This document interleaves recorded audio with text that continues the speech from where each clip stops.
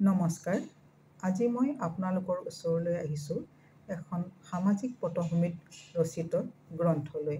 গ্ৰন্থখনৰ নাম হৈছে চেৰি ফুলৰ দেশত তুমি, লেখিকা লখিমী সন্দিকৈ, প্ৰকাশক JS পাব্লিকেশ্যনছ, মূল্য 440 টকা।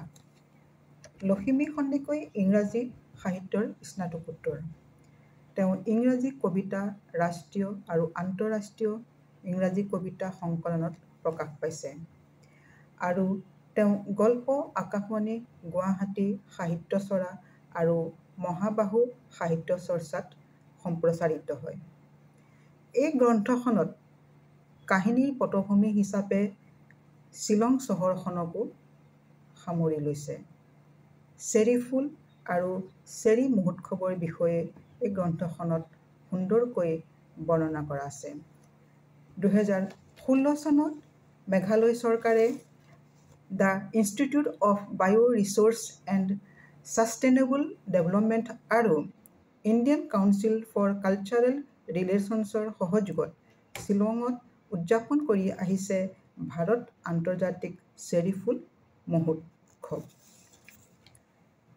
এই চেৰি ফুলৰ দেশত তুমি গ্ৰন্থখনত এটি সুন্দৰ প্ৰেম কাহিনীৰ বিষয়ে বৰ্ণনা কৰা আছে, য'ত আৰ্ণা আৰু কাৰ্ডিঅলজিষ্ট ডাক্তৰ প্ৰীতম বৰুৱাৰ প্ৰেম কাহিনী।